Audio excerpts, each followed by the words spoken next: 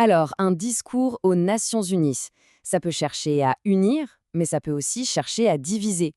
Aujourd'hui, on va justement se pencher sur une allocution qui a fait un peu des deux. On va en décortiquer les grands thèmes pour vraiment saisir la vision du monde qu'elle propose. Tout commence avec un petit imprévu. Vous savez, le genre de chose qui peut tout changer. Le téléprompteur, eh bien, il tombe en panne. Et la réaction de l'orateur, c'est de dire « de cette façon, on ne parle plus avec le cœur ». Et ça, ce n'est pas juste une petite phrase. Ça donne tout de suite le ton. On n'est plus dans un discours classique, lu et préparé, mais dans quelque chose qui se veut beaucoup plus personnel, plus authentique. Bon, pour y voir clair, on va suivre le fil du discours en 5 points. D'abord, on va parler de cet âge d'or américain. Ensuite, comment ça se traduit sur la scène mondiale. Troisième point, la critique du mondialisme. Puis, on abordera ce que l'orateur appelle l'arnaque de l'énergie verte. Et enfin, on terminera sur l'appel à la souveraineté. C'est parti! Alors, premier grand thème, un âge d'or américain, avec un focus sur le renouveau national. Ici, le discours est vraiment tourné vers l'intérieur, vers le pays lui-même. L'idée, c'est de montrer une sorte de renaissance spectaculaire. Et pour ça, l'orateur va s'appuyer sur 3 piliers: l'économie, la sécurité aux frontières et la criminalité. Et cette phrase, c'est véritablement l'âge d'or de l'Amérique. Ce n'est pas juste un slogan lancé en l'air. C'est vraiment le cœur du récit pour toute cette première partie. Ça installe l'idée d'un changement majeur, presque historique. Alors voyons un peu comment c'est argumenté. Et pour argumenter, la méthode est assez directe. C'est un grand avant-après. D'un côté, l'administration précédente, avec des chiffres présentés comme, disons, pas très flatteurs, et de l'autre, la situation actuelle, décrite comme une réussite totale. Les investissements qui explosent, l'immigration illégale à zéro, l'inflation vaincue. Le message est simple, percutant et se veut sans appel.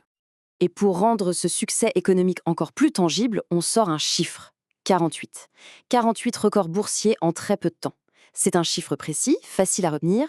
C'est une façon, bien sûr, de donner une impression de preuve, de montrer que les marchés sont en confiance et que l'économie tourne à plein régime. Mais bon, la bourse, c'est une chose. Pour que l'idée d'un âge d'or fonctionne, il faut que ça touche tout le monde. Donc le discours enchaîne en disant que cette reprise, elle profite aussi directement aux travailleurs. Et l'argument massu, c'est cette hausse des salaires, la plus rapide depuis plus de 60 ans.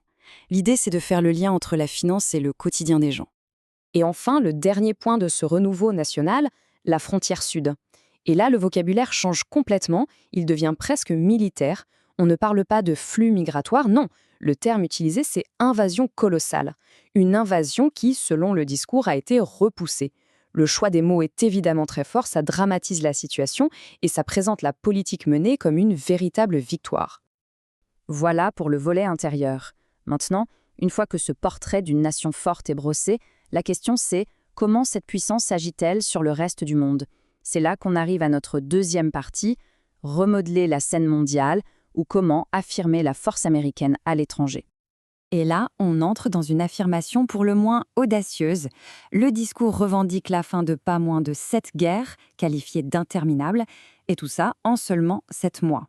La liste est assez impressionnante, elle couvre plusieurs continents. C'est évidemment présenté comme la preuve ultime d'une diplomatie ultra efficace. Et pour bien enfoncer le clou, il y a cette phrase « Aucun président n'a jamais rien fait de tel ».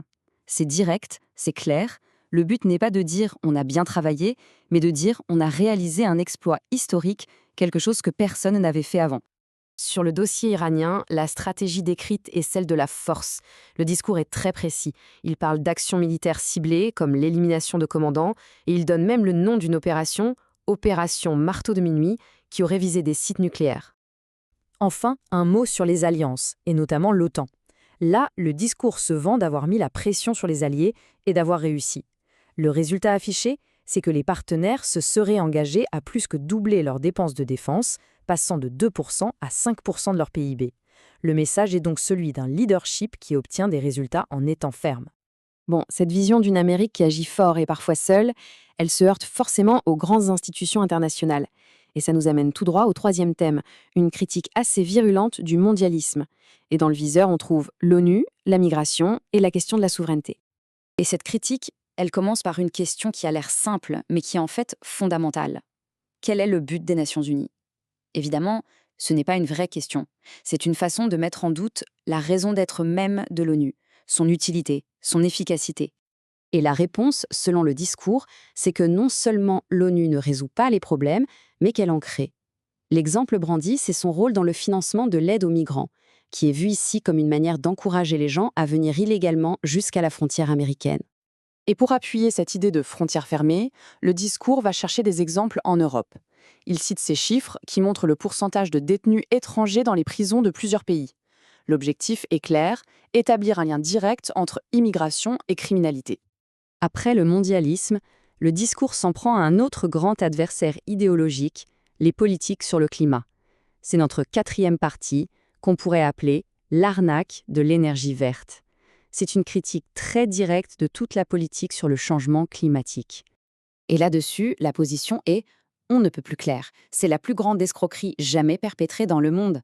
Voilà, le changement climatique n'est pas présenté comme un problème à résoudre, mais carrément comme une arnaque politique, une manipulation mondiale. Alors, qu'est-ce que ça veut dire, cette arnaque verte? Selon le discours, c'est une politique qui rate sa cible. L'argument est surtout économique. Ça punirait les pays développés, ça délocaliserait les usines vers des pays plus pollueurs, ça détruirait des emplois, et tout ça sans aucun bénéfice réel pour l'environnement. Et pour illustrer cette idée, le discours propose une sorte de démonstration en 3 étapes. D'abord, l'Europe fait des efforts, elle réduit son empreinte carbone. Très bien. Mais, 2e étape, ces efforts sont complètement effacés par l'augmentation des émissions au niveau mondial. Et enfin, 3e étape, on pointe du doigt le principal responsable de cette augmentation, la Chine. La conclusion, c'est que les efforts de l'Occident ne servent à rien. Donc si on résume, on a eu le renouveau du pays, la critique du mondialisme, le rejet des politiques climatiques. Tous ces éléments convergent vers un point final. La conclusion du discours, c'est notre 5e partie, un appel à la souveraineté. Et tout le discours pourrait se résumer à cette phrase. Vous avez besoin de frontières solides et de sources d'énergie traditionnelles si vous voulez redevenir grand. C'est la thèse centrale. La grandeur d'un pays, selon cette vision, repose sur ces 2 piliers, des frontières bien gardées et une énergie classique. C'est une opposition frontale à tout ce qui a été critiqué avant. Finalement, ce discours nous laisse avec une question fondamentale qui est au cœur de beaucoup de débats aujourd'hui. Comment les nations souveraines devraient-elles trouver le juste milieu entre la défense de leurs propres intérêts et la nécessité de coopérer au niveau mondial? C'est une tension permanente et, bien sûr, il n'y a pas de réponse facile.